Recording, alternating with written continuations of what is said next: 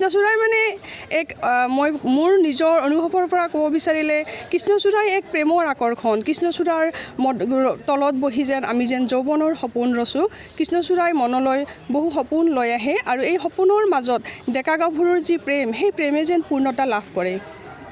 আচলতে প্ৰকৃতিৰ যি সৌন্দৰ্য, সেই সৌন্দৰ্য যোগীঘোপা অঞ্চলৰ আশে পাশে খুব ধুনীয়াকৈ কৃষ্ণচূড়াবিলাকে, অকল কৃষ্ণচূড়াই নহয়, মদাৰ, কণাৰু, এজাৰ এইবিলাকে আমাক প্ৰকৃতিৰ এক নৱৰূপৰ সন্ধান দিয়ে আৰু এই সৌন্দৰ্য সঁচাকৈ খুব ভাল লাগে। কৃষ্ণচূড়াৰ তলত বহি কৃষ্ণচূড়াৰ যি ৰঙা ৰঙা ফুল, এই ৰঙা ফুলৰ মাজত যেন আমাৰ যৌৱনৰ দিনবোৰ ঘূৰি আহে, প্ৰেমৰ দিনবোৰ ঘূৰি আহে। আৰু এই কৃষ্ণচূড়াৰ সৌন্দৰ্য বুলি ক'লে আমি আচলতে জালুকবাৰীৰ কথা মনলৈ আহে।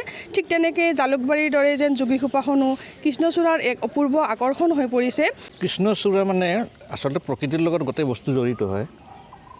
যেনেকৈ কহুৱা ফুলিলে আমি শাৰদীয় দুৰ্গা পূজা আহা বুলি এটা গম পাওঁ, শৰৎকাল আহে বুলি গম পাওঁ। তাৰপিছতে হেমন্ত কালত যেতিয়া শেৱালি ফুলিব ধৰে তেতিয়া গম পাওঁ। তাৰপিছতে জাৰত থেতুই লগা জাৰৰ পিছত যেতিয়া পাত ঠাতবোৰ সৰি যায়, তাৰপিছতে ফাগুন মাহ আহে, পলাশ শিমলু ফুলিবলৈ ধৰে ৰঙাকৈ, তেতিয়া গম পাওঁ যে ফাগুন আহিছে। ফাগুন অহা মানে ফাগুনৰ পিছতে আমি কিন্তু বসন্তকাল পাওঁ। যেতিয়া কুলি কেতেকীৰ মাত আহে, কপৌ ফুলিবলৈ ধৰে, তেতিয়া গম পাওঁ যে বহাগ আহিছে। সেই গোটেই বহাগটো কপৌ ফুলৰ সৌন্দৰ্যই গোটেই অসমতে আমাৰ ধৰক প্ৰথম জাক বৰষুণৰ পিছতে ফুলি উঠে।